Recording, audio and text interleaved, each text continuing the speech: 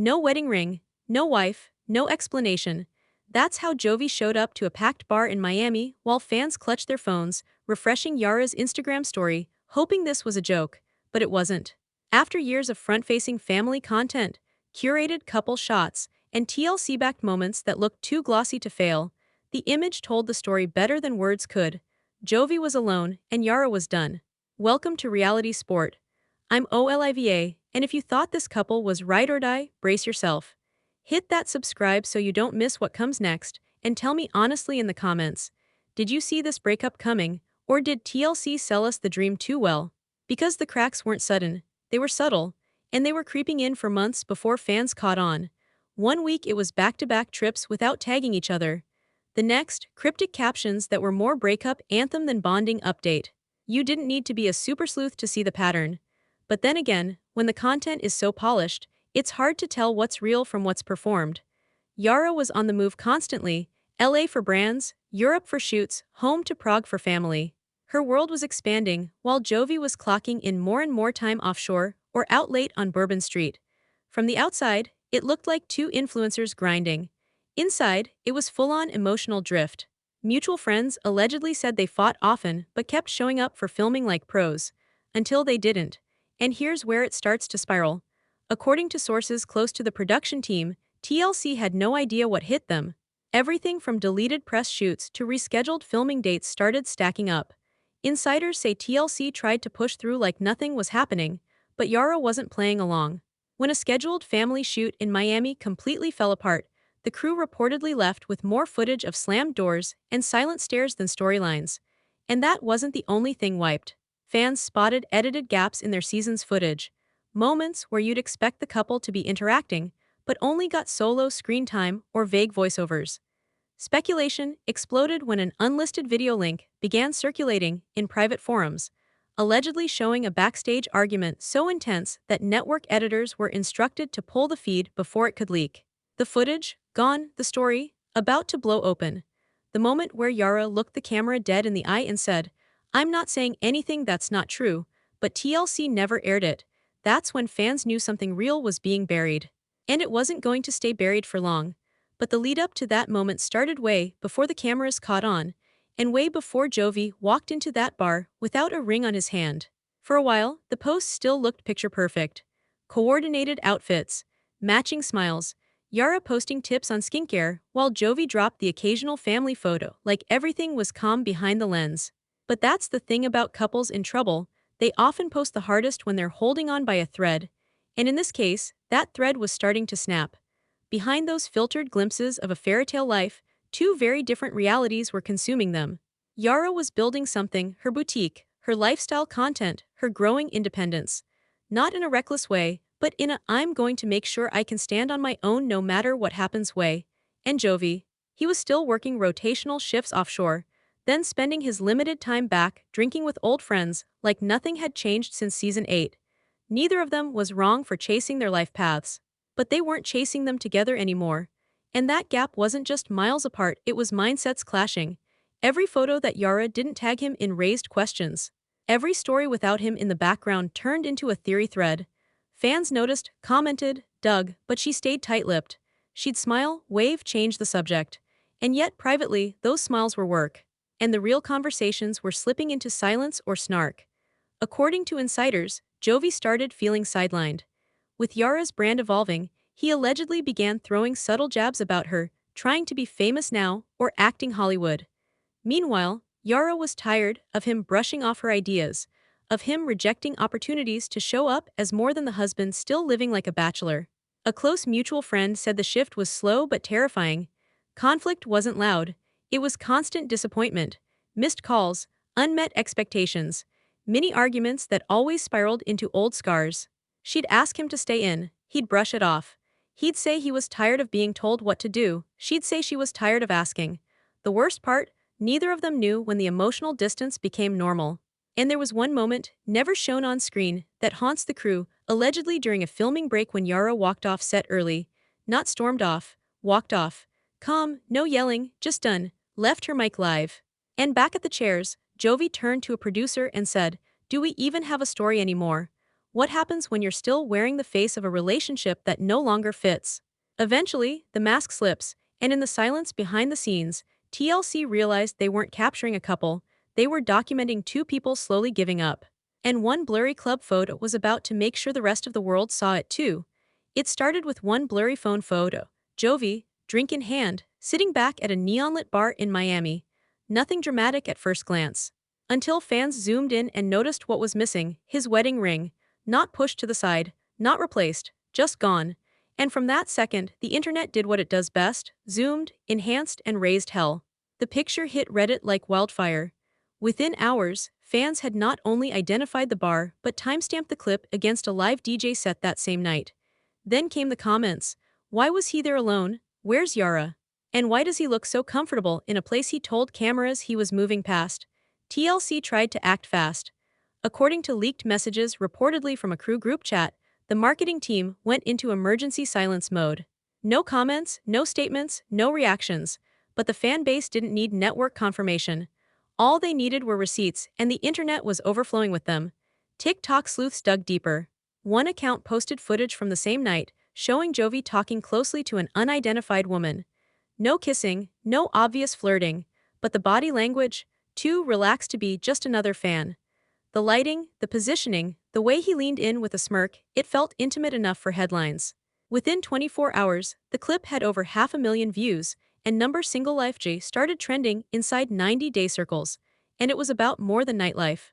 For fans who'd watched Yara cry on screen in past seasons, begging Jovi to stop going out, asking to be a priority, this felt personal. Like confirmation that her warnings weren't drama, they were foreshadowing. TLC, sensing the story slipping out of their hands, allegedly pulled back planned promo for the upcoming catch-up episode. They couldn't sell a romantic redemption edit if Jovi's nightlife was being dissected by Reddit user at Toxic Momergy in real time. Multiple insiders claimed footage was quietly recut, pulling back any scenes that could be interpreted as too happy. They weren't rewriting the storyline, they were racing to keep up with reality. And then came the captions. Before the news fully exploded, Yara had posted something vague but sharp. Peace costs too much to spend it on nonsense. At the time, it didn't raise alarms. But days later, fans reshared it, reading between every line. Was that the night she saw the photo? Had someone already sent her the video before it got posted online? More posts followed, quiet, subtle, but stinging. Some love breaks you more than it builds you. Grown people out here acting like boys. Always solo. Often with Mila, never with Jovi. No ring, no tags. Yara never needed to confirm the split, every post said what her silence wouldn't. And when coupled with a deleted Instagram story that read, "He chose the bars. I chose my daughter," it painted the clearest picture yet. The real question wasn't, is something wrong between them? It was, how long had this kind of moment been coming? And by the time fans got their answer, Miami was already old news. Because what happened behind TLC's cameras was even more explosive. No amount of lighting, editing, or script notes could save what happened on that Miami set. Production showed up expecting a clean follow-up shoot, catching Yara and Jovi in a polished, neutral environment, talking work-life balance, travel plans, a quick Mila mention to soften the edges. But from the second Yara walked in, alone, flanked by her glam team, no eye contact, no small talk, they knew. The vibes weren't cold, they were over. She wasn't in a bad mood, that's what threw everyone off. She was composed, focused, disconnected. No laughter, no sarcasm, just a woman clocking in to do a job she had now emotionally divorced from her real life. Meanwhile, Jovi, reportedly, showed up late, sunglasses on, 30 minutes behind call time. Coffee in hand, barely greeting crew, eyes squinting under studio lights. According to two separate crew sources, he looked hungover, not camera-ready, and not ready to deal with Yara. There wasn't yelling. Not at first. They sat down for pre-roll. Mic checks, producers trying to warm them up before lines started rolling. But under the surface, it was worse than shouting, it was total apathy. They weren't mad at each other. They looked like two people who had nothing left to say. In the room, you could feel it. Something final, like a switch had already been flipped. One production assistant, who has worked with them since early seasons, allegedly messaged another crew member during the setup saying, "This is a lost cause. She's done pretending. She wasn't hostile, she wasn't demanding, she just wasn't performing anymore." No warm laughter for the cameras. No attempts to joke her way around questions about the marriage.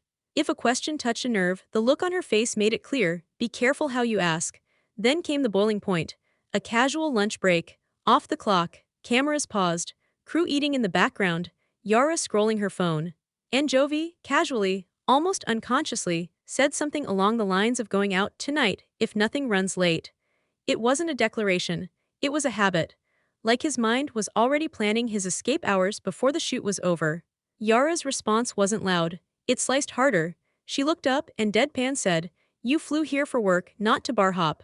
Allegedly, he smirked, then made a mock toast with his drink can. Half of the crew thought he was joking. The other half glanced at each other like, did he really just do that? What followed was nearly 5 minutes of back and forth that was so tense. Producers tried twice to intervene, but Yara refused to continue. She stood up, carefully removed her mic and said, "Show's over," walked out, leaving Jovi and half the crew standing inside. This was the moment it clicked for everyone. This wasn't friction. It was finality. It didn't look like a fight. It looked like a line had been crossed. One too many times. For producers, it was chaos behind the scenes. The main segment was left half-finished. Jovi stayed behind. Crew scrambled, trying to salvage cutaways, extra lines, B-roll from him alone. The entire schedule for the shoot day collapsed. And apparently, that was when TLC hit the panic button. Executives started pushing a separate pitch. Can we film them separately? Can we reframe it as a temporary break due to career obligations? But insiders say Yara wasn't playing that game anymore. She wanted off the spotlight script that kept painting them as quirky but stable opposites. Her words to producers, reportedly kept off record, echoed around the room. "You can't edit this into something it's not anymore." So how did this meltdown leak into the public timeline without TLC airing the footage? Here's what nobody expected. It wasn't an anonymous Redditor or a fan blog. It was a quiet upload, one frame, one still, from lunch posted by a former PA who no longer worked with the team. It was blurry, shot from outside the lighting zone, but the expressions didn't need clarity. Yara, staring blankly ahead. Jovi, looking off to the side, smirking like he wasn't quite in the room. It was enough to throw social feeds into chaos. Fans flooded Yara's posts with crying emojis and subtle questions. One asked, "Why does it always go this way with him?" She didn't respond. But hours later, she posted a solo video. No music, no filters, doing Mila's hair in silence. No description. Just a soft, tired look into the mirror and a half smile. Meanwhile, Jovi posted a fishing clip from Florida. No caption, the comments were less subtle. "You should have fought for her. Clubs don't last, families do." His reply, deleted 2 minutes later, but screenshot always. And here's the psychological twist in all of this. When denial fades, it doesn't drop you gently. It crashes in. For couples trying to perform stability to millions of followers, once one person stops the performance, the whole illusion collapses. Yara's silence didn't come from coldness, it came from exhaustion. From being the one always trying to keep the outside world calm while managing chaos behind the closed doors. Every time she was told, one more interview, one more scene, she gave it. But the moment that lunch table turned from work to mockery, she didn't explode, she just let go. So the next time someone says, "Why didn't she leave sooner?" understand she didn't leave in that room. She'd already left emotionally miles before that lens caught up. That moment on set didn't cause the breakup, it revealed it. Plain and raw. And that set wasn't the burned-down car. It was the dashcam footage from a crash no one stopped, because no one believed it was real. But the most shocking part, that wasn't even Yara's last day on set. What she said on her final shoot changed the direction of everything. Even TLC couldn't script what was coming next. She wasn't hiding, that's what made it hit harder. Paparazzi caught her trailing a real estate agent through a high-rise Los Angeles condo. Big sunglasses, no glam team, no ring. Alone, but not lost. Behind the smiles, there was something steeled. Like a woman who had already grieved this relationship before the cameras ever stopped rolling. It didn't take long for fans to put the timeline together. Her public appearances shifted. Every glimpse you got, her, Mila, maybe her mom, no husband, no dual content. And even when Jovi did post, it felt like two strangers cross-promoting different stories. He'd share fishing clips, party weekends, vague captions about loyalty. Meanwhile, she posted slow, solo mornings. Flat lays of coffee cups and planner pages. Subtle cuts that every longtime viewer recognized immediately. Her page no longer had space for his face. The branding split wasn't an announcement, it was a disappearance. Yara changed her YouTube thumbnail formats. No longer featured their name together in bios. Her content turned more lifestyle, more mom life, more personal. Jovi stayed active but leaned hard into location tags, group outings, bachelor-styled energy. It wasn't malicious, it wasn't aggressive, but it was loud. Loud in the way absence gets louder than presence when people have seen you together for years. Insiders say TLC didn't want to lose the momentum. With spin-off ideas lined up, they allegedly moved fast, offering a reconnect, shoot, one more episode, light on intimacy, heavy on parenting. But Yara reportedly said no, not angrily, just firmly. She wouldn't fake softness where there was only numb tolerance now. Their bond, once real, had turned into a production schedule. A scene that was meant to be a sweet reunion at a neutral location was scrapped before it even started. Jovi was reportedly available, willing, maybe even hopeful, but Yara wasn't stepping back into an old edit. A friend close to her posted a comment that gave everything away without saying a name. Sometimes, peace starts with not answering the call back. The tone wasn't bitter, it was final. The silence here wasn't strategy, it was survival. She didn't torch the bridge, she just stopped crosswalking it every time someone asked them to look united. And still, fans kept asking, are they broken up or are they just rebranding? Are they making space or making moves? On social media, everything can be reframed. Everything can be hinted at, but you can't fake emotional distance. And this wasn't distance. This felt like someone walking away, quietly, with both hands full, one clutching a toddler, the other holding the pieces of herself she nearly lost waiting for him to grow up. But before Yara stepped out of the TLC world entirely, she sat down for one last appearance. What she said off script shocked the crew, silenced the room, and rewrote her story. The camera was rolling, but nobody expected the truth she actually gave them. Yara sat down for what was supposed to be a standard solo confessional. Light touch, life update, some vague lines about career shifts, motherhood, balance. What producers got instead wasn't in their script notes, it was raw, heartfelt, and impossible to steer. She looked straight into the lens, adjusted the mic herself, and asked if she could talk without being interrupted. Then she said, with tears catching on every third word, I don't hate him, but I couldn't raise two kids, Mila and him. The room went quiet. Every eye behind the cameras watching, not breathing too loud. This wasn't a media-trained soundbite. This was a woman breaking quietly, reliving everything she'd tried to push through.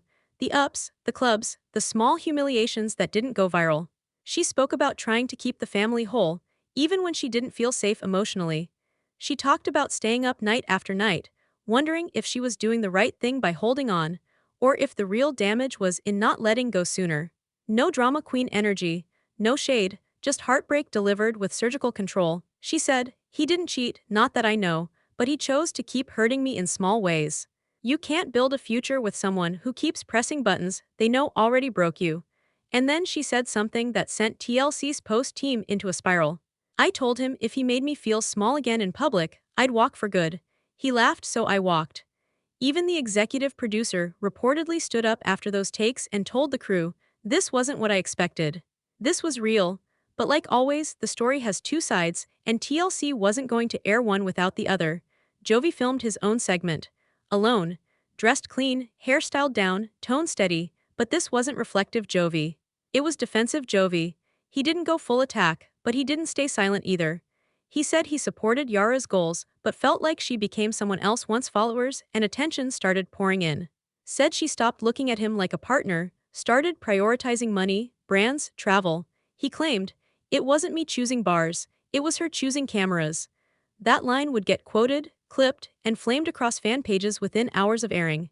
And just like that, TLC's strategy became clear: let them talk, let the audience decide. Because when a couple breaks in front of the world, legacy becomes a vote. Team Yara, Team Jovi. Or worse, Team Timeline, depending on when you joined their journey. The early fans remembered Season 8. Yara begging for respect, Jovi drinking while she nursed a newborn. Others came later, seeing a more balanced tension. Two people drifting, both chasing things that didn't include each other anymore. But then Angela Deem, never one to whisper, left a comment on one of Yara's posts. 4 words, untagged but unmistakable: stay strong. Walk away. And that opened the floodgates. Cast mates started picking sides indirectly. Natalie shared heart emojis under a selfie of Yara and Mila. Jovi's old party crew started appearing more often in his own content. And fans, they did what fans do, built mapboards of receipts, comparing scenes, matching post dates to story airings. Subreddits exploded arguing intent versus outcome. Was Jovi immature or misunderstood? Was Yara selfish or finally protecting her peace? And then came the edit. TLC released the promo clips for these solo confessionals, but the audience could tell Jovi's clips were softened. Cutaways, long pauses, gentle music. Yara's were sharp, close-ups, emotion forward. It wasn't malicious, but savvy viewers noticed the difference. Producing pain cleanly is still producing. And here's where the twist hits, the misdirection no one saw coming. Because Yara wasn't even the one who asked to film the confessional. Behind the scenes, according to two separate production assistants who have since left the show, it was Mila's pediatrician appointment that kicked it off. TLC had reached out about a solo segment since Jovi wasn't currently available.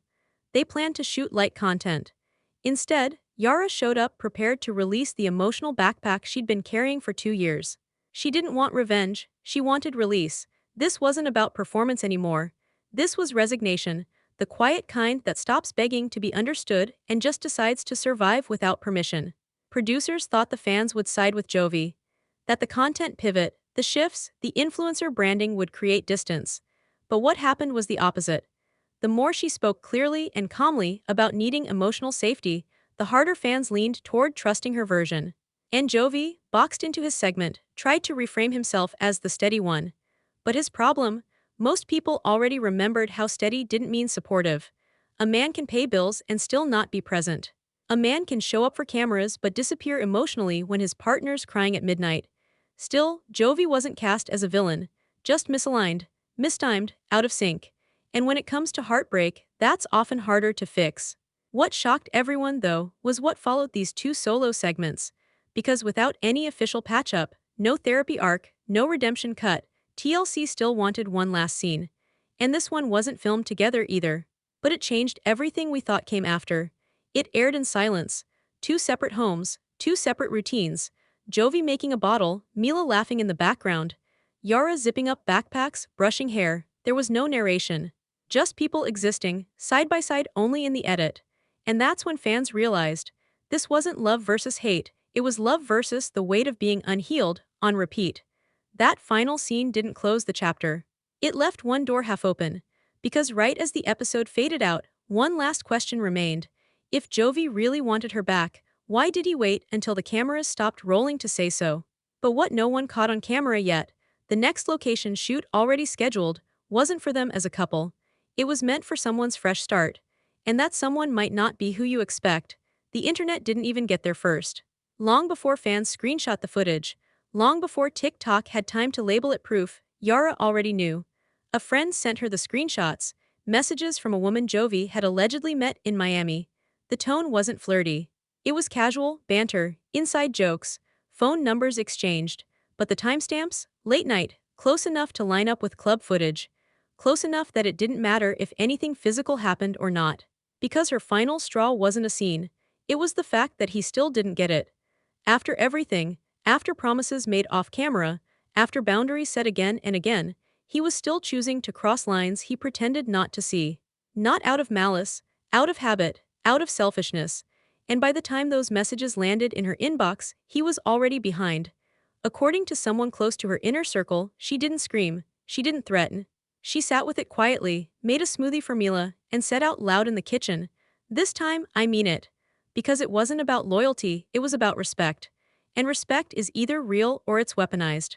Jovi's mistake was thinking she'd always wait for him to grow into the man she wanted him to be. But Yara had already realized he wouldn't. He might love her, but he didn't respect what she'd asked for. And eventually, one outweighs the other. The ripple effect hit fast. TLC, who was mid-production on a proposed spin-off called Family First, showcasing Yara and Jovi juggling parenthood with business, pulled the plug. Quietly. No press release. No explanation. But the crew, already halfway scheduled for shoots in LA and New Orleans, started getting reassigned. One editor leaked that producers were told to pivot tone immediately and kill the family angle. Why? Because Yara declined all couple content, even for cutaways. She agreed to motherhood-only taping, but only with final say over what aired. That killed the old storyline, so a new one emerged. This wasn't rage posting. This wasn't drama, this was visual, deliberate transformation. Yara stripped down her grid, reposted old photos with Mila, focused on neutral tones, safe spaces, apartment renovations. Soft mornings became a theme in her stories. Fans called it her mom boss glow up, but it wasn't vanity, it was strategy. This was a woman rebranding herself without needing to say a single celebrity PR phrase. And buried deep in the captions were the quiet cuts meant for anyone paying close attention. On a story featuring Mila reading a book, one line stood out. She deserves to grow up in peace, not around tension masked as love. Most people tapped through. But thousands reshared it. This wasn't shade, it was closure. She wasn't burning the past, she was folding it, stacking it neatly, and putting it on a shelf she didn't need to reopen. The irony, Jovi still hadn't read the room. Following the leaked DMS and fan backlash, he uploaded throwback photos like nothing was happening, trying to reverse the timeline. A beach shot of the three of them, Mila laughing between them, a caption. Some memories never fade, except the comments weren't buying it. One wrote, then act like it. Others flooded him with questions, still no ring, still no Yara, still no answer. That attempt to rewind the perception got even messier when an alleged Reddit thread appeared, one supposedly written by someone claiming to know the woman from the Miami bar. The poster didn't claim infidelity, but they described Jovi as flirty, too comfortable, and clearly acting single. No proof emerged beyond the DMS already circulating, but at this point, the damage wasn't about facts, it was accumulation. And it stacked to a point where even fans who once defended Jovi started stepping back. Because when a woman asks repeatedly for the same respect and keeps explaining the same pain, it's no longer her fault if love dies, it's his fault for watching it happen quietly. Back at TLC, the fallout wasn't contained to the couple. Marketing teams reportedly scrapped entire cone campaigns featuring Yara and Jovi's family journey. In pre-filmed digital promos, graphics had to be changed. Voiceovers re-recorded. And internally, some staff started softly preparing for a potential rebrand. Yara, solo, mother, entrepreneur, builder of her own chapter. One memo allegedly called it an independence arc. But the real story wasn't in the pitch decks. It was in the quiet content shift. Yara's next YouTube video, a haul from a kid's bookstore. The one after that, a morning routine. No speech, no declaration. But subtle fireworks in her tone, in the way she didn't hold back a soft smile when saying, "This space finally feels mine." And the biggest shock of all, Jovi, after weeks of skirting the questions, agreed to film a final follow-up. Alone, his request, for it not to be edited with soft music this time, he wanted to say his piece raw, off-cue cards. Spoiler alert, he still didn't use the word sorry, but the kicker comes right at the end. In a cut scene the public hasn't seen yet, Mila runs into frame during Yara's reset shoot, laughing. Yara watches her and quietly says under her breath, "She'll never know what I put up with for her piece, she'll just know I chose it." And somewhere else that day, Jovi filmed his clip too. But what he said off camera was picked up by a hot mic, and it flipped the last 6 months of spin on its head. What he muttered, thinking no one was listening, changes everything we thought this breakup was about. TLC thought they had their angle ready. If the couple was over, fine. Then the story shifts to Jovi as the dad left behind, trying to figure life out while Yara builds something new far away. Sad music, slow shots, emotional confessionals. A man alone in New Orleans. A woman chasing work in Los Angeles. Instant sympathy hook, right, except that hot mic moment from his solo shoot did not match that script at all. Crew members have hinted that, when he thought no one was listening, his first worry did not sound like a man heartbroken over his family. It sounded more like someone scared of looking like the villain on camera. That tiny detail, shared quietly in private circles, changed how a lot of people in production viewed everything that came after. TLC still tried though. They pieced together scenes of Jovi doing daily life, cooking, tidying up, video chatting with Mila, little shots that framed him as a dad trying his best while missing his child. In theory, it works. Plenty of fathers feel lost after separation, but the audience for this story is not new. They remember season 8. They remember the strip clubs, the drinking, the dismissive jokes while Yara was in tears on couches and confessionals. To some, this softer version of him felt like growth. To others, it felt late. On the other side, Yara was not interested in being anyone's villain or saint. She was done fighting narratives. Her friends have hinted online that she did not walk away overnight. She waited, she forgave. She hoped he would grow up, step up, meet her halfway. Then at some point, something in her shifted. One friend summarized it like this, in a public comment under a fan page. She stopped waiting for him to become who she kept asking for and started building around what she had, which was herself and her daughter. If you have ever outgrown someone while still loving them, you understand why those quiet choices hurt more than the loud fights. From that point on, everything between them moved into business mode. Not money business, family logistics, co-parenting, flights, schedules, who has Mila when, Yara's base in Los Angeles, Jovi's life in Louisiana. Calls and texts that sound more like calendar invites than romance. The love story that fans once shipped became a custody math problem. People close to them have said there is no screaming war between them now. No constant insults. No online dragging. In a way, that makes it look calm. But often, the most final endings are the ones where there is nothing left to argue about. She is not trying to prove she was right anymore. He is not promising change that never comes. They are simply two people who share a child and a long history, and not much else. Fans keep asking the same question under every post. Is this breakup permanent? Or are they on a break for story timing? Are they leaving the door open for another season twist? Or is this one of those rare reality TV endings where the chapter is done for real? There are reasons to think it is over. Yara has moved her emotional center away from the marriage. Her content, interviews, and even her body language in public now show someone who has learned to breathe alone. Jovi still appears in fan events and social media, but always as an individual, not half of a brand. There is no teasing of couple appearances, no shared lives, no hints that they are rebuilding privately. At the same time, anyone who has watched this franchise long enough knows that networks love a reunion. Time apart can become a storyline. Personal growth arcs can be spun into comeback seasons. So when viewers ask if this split is irreversible, the honest answer is that nobody outside that relationship knows for sure. Feelings soften, regrets pile up. Cameras love a second chance. The more realistic approach, though, is simple. Look at actions, not hopes. Yara is signing deals, strengthening her identity as a single mother and entrepreneur. Jovi is leaning into his own socials, sometimes leaning on humor, sometimes on nostalgia. The shared path has already forked. Co-parenting is not a placeholder. It is their new normal. If there was going to be a romantic reunion, you would see cracks in that new normal by now. But what you see instead is two separate lives that only cross when Mila is involved. TLC has already started sowing seeds for new arcs. Early talks, gossip, and soft leaks suggest they are interested in spinning Yara into a standalone figure. A series or digital run centered on single motherhood, business growth, and quiet healing would pull strong numbers. Her audience is engaged. They root for her not as Jovi's wife, but as someone who survived public heartbreak and chose herself. For Jovi, the path is different. There is talk around formats that follow life after stories, where people try to rebuild after divorce or separation. In that kind of content, he fits as the guy trying to unlearn old habits and figure out what kind of father and man he wants to be outside nightlife and pressure. The question is whether he will lean into that kind of honest self-reflection on camera or stay in that in-between space of wanting sympathy without work.